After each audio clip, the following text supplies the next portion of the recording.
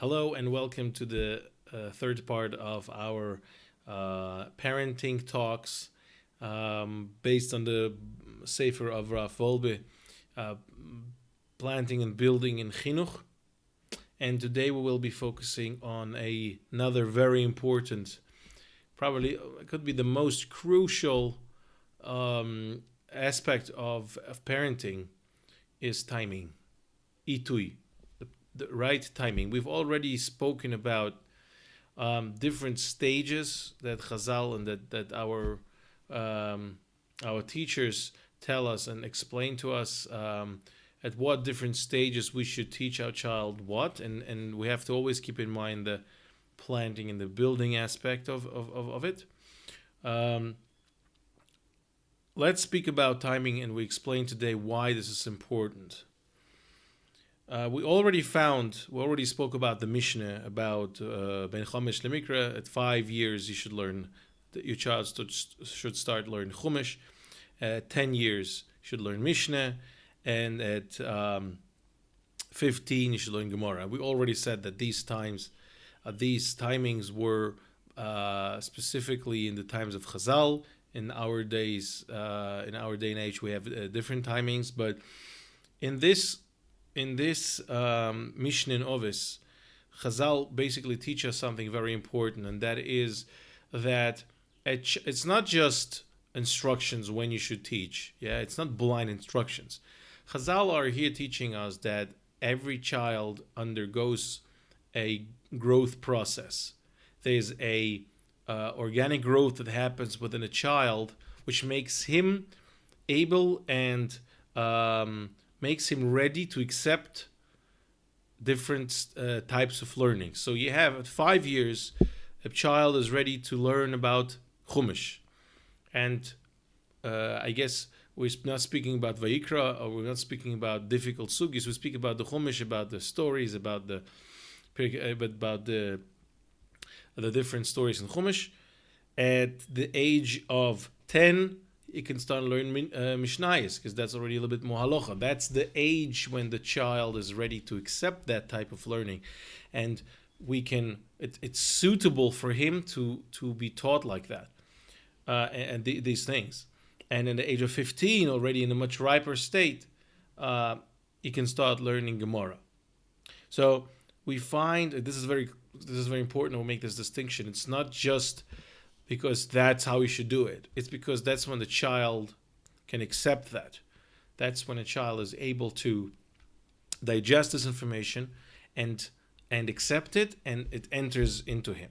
It's interesting to point out that it's not 100% clear whether this is the building process or the growth process. But what it seems to be is, because we previously said that we referred to this letter of ages and the teaching Torah as binyan, as building.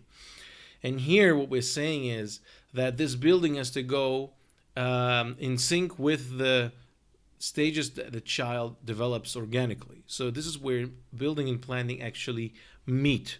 This is when the child is able to accept the learning at the right stage, right? So this is very important. And by the way, certain things depend on every child. So this is going to be very individual in many areas. This will be very individual to each child. And this is where, if you start thinking about it, parenting turns into a real wisdom, what we mentioned in our very first session. So it really requires a lot of attention. Parents should notice when a child is ready or not ready to accept certain things, and we will speak about it later today. So it is absolutely crucial to adjust and to try to fit what we expect from the child and the state that the child is currently in. We cannot request something from our child if it's not yet reached the stage to accept it.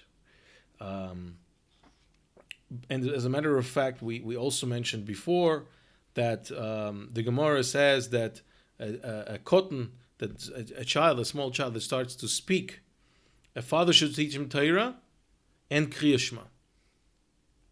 And the Sifri says a very interesting thing. And again, this is really just further explaining and further making clear what we just said.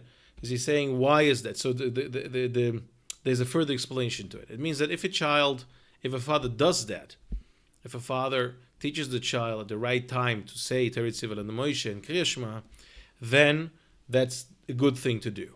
But if he misses that point, then it says Ki'ilu Koivre, as if he buried him. Right? As if he buried him, what does that mean? Why? And the answer is that this is again a very sharp statement from Al Chazal to explain that if a father misses the right timing, so it's not just making it too early for a child, but it's also making it too late. It can also have very, very, very serious consequences if you don't find the right moment and time to teach about Emunah, teach about mitzvahs. It will be very difficult to make that up again, to complete that gap. So just like in agriculture, if you have a field that's not ready yet to be planted, and you start putting seeds into the ground, it's not ready to accept that seed. It's not going to grow, and if you do it too late, it's also not going to do anything. So it's a very interesting parallel that we find, in fact. So it's really important that we find the right time. We don't do it too early, not too late. In fact, this brings us to the next point, the most critical, most important point of Chinuch, or the most important foundation, I would say. We can call it in English the beginning point, the time to start educating and teaching our child. And we have to, when we want to teach the child, we have to find the right time, the right point in time. And in fact, the word chinuch we find in a completely different context when it comes to Avraham Avinu in Parshas Lech Lecho. It says that Avraham Avinu prepared his, it says Vayorekech Chanichov, his pupils, his talmidim, his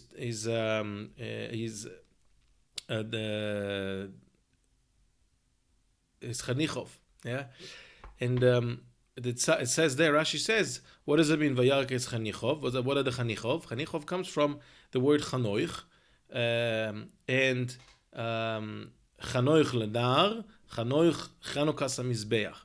Chanoich Ledar means to start educating and teaching your child, right? Chanoich Ledar al Pidar Koi, we know that. And then there's also Chanukas HaMizbeach, which means the beginning of using the Mizbeach. So the same context in all these cases is that it's the beginning point of something. So actually, chinuch means finding the right time, the fine beginning point to teach a child something, right? It's preparing a tool for its use. It's the actual preparation of a tool. So chinuch is not just parenting. It's not just educating. It's finding that right timing and preparing the tool for being used. Okay, this can take us to the next topic that we want to talk about when it's speaking about the beginning point, that there are some common mistakes that we all make. And that is the parents usually make, a lot of parents, depending on what they're used to. We all are guilty of it, but it's important that we talk about them. We have, as parents, to know when we are doing something too early or doing something at the wrong time. For example, the toilet training. Preparing a child, they're getting the child out of his diapers, right? So there are there are very different approaches to it. And if you ask people, they will say you different ages, but when you should do it. And Rav Wolbe says that that's one of the things that may be done. If done too early, it can have very severe consequences. So you should wait with it until a child shows signs that it wants it. So you shouldn't force it, even though it can be very difficult with a child always changing his diapers. But if you do it too early, you can actually if that's you're doing it at the wrong point point in time, you can cause damage to a child psychologically. Another thing like that, another example of that is asking children. When it comes to play, to game. So this is a very important point. It's probably worth speaking about it in a separate discussion. Why and how that you should play with your children, but we're not speaking about it. What we're speaking here about is just about the extremely importance of understanding that when children play, their game is real. Rav Wolbe quotes a very, very famous mimer from Rabbi Yisrael Salanta. Rabbi Yisrael Salanta writes that if you have a child who plays with a brick or with something in the water, it plays with a piece of wood that's floating on the water, and it imagines that this is a ship or some sort of vehicle, and you come and take it away, and you say, "Stop playing now." You start taking it away. This is as severe as having taking a real ship of somebody who's an adult and sinking it.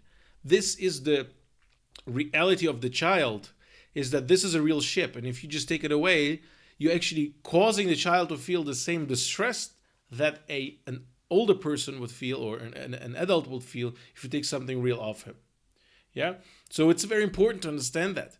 Again, this is to do with just comprehending and understanding the reality of the child. This is actually it's even more than just timing. This is understanding the reality of the child. So the child plays, it's real for him. And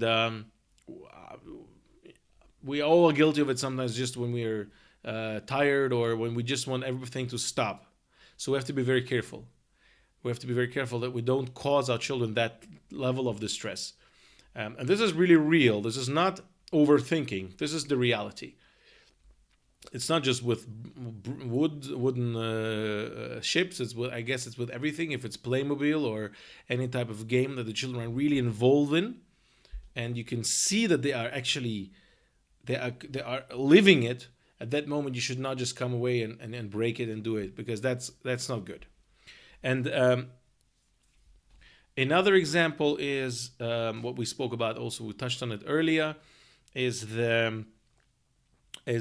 asking a child to sit next to the Shabbos table. Sitting next to the Shabbos table is, again, a different topic. How to make it interesting for the children, how to make it that the child should be interested in sitting at the table, that you shouldn't force it, but that it should want to sit at the Shabbos table. That's a separate topic. But what today we want to talk about is understanding the reality of the child. Sometimes, or some children at different ages, but definitely smaller children, are just not able to sit by the Shabbos table. They're just not able to sit for a long period of time. They have games, they've played, they want to play, they want to run around. So you cannot expect from a 3-year-old child or from a 4-year-old child to sit by the table from beginning till the end. And you probably cannot even ask it from beginning to the halfway through.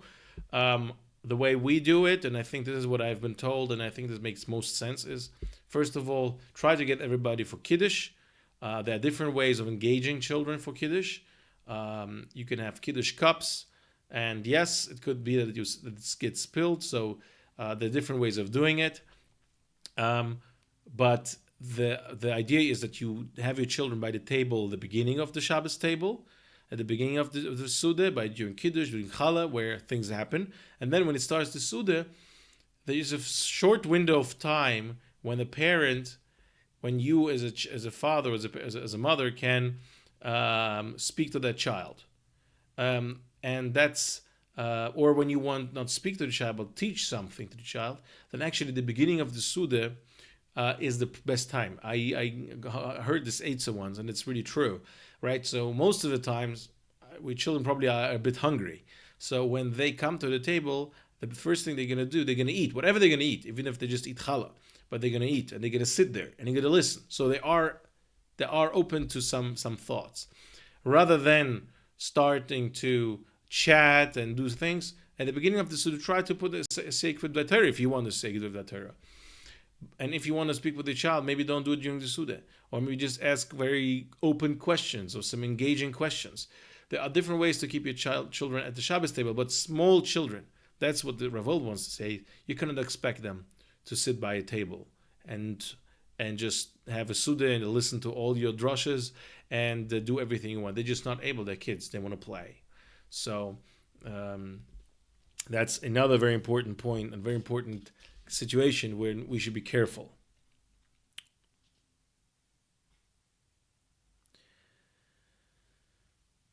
So I think that's it for this time. Just to wrap up again, we spoke about the beginning point, a right timing. You should find the right beginning point of your child when you notice that the child is able to perceive your message, what you want to teach it. We spoke about some not good examples or some common mistakes or common situations that we have to be careful, such as training, the toilet training, playing, that you have to understand you cannot ask your child to stop playing because a child's playing, that's especially it's a psychological development, and the child is the reality of the child is it that it certainly plays. So taking the game away from it is as if you're taking something real from an adult person. And then we also spoke about Shabbos table, that you shouldn't you cannot force your child to sit by the table. By the way, it will have also some negative consequences, because it's going to start to dislike it, and that's already setting the scene for a child that doesn't like Shabbos or doesn't like the Shabbos table. So it's very important that you don't make the mistakes. And when we spoke, the most important lesson from today actually is, or the most mission chidush is, that Lashon Chinuch, education, parenting, comes from the word Chanoich, Chinuch, Chanukat HaMizbeach. We speak about the beginning, the entry point of something into its use. So Chinuch, Chanoich Ledar al Pidarkoi, Chanoich is meaning that you have to look at the child when it's ready to accept what, and depending on that development, teach your child, depending on its stage, teach your child different things, and build and plan accordingly.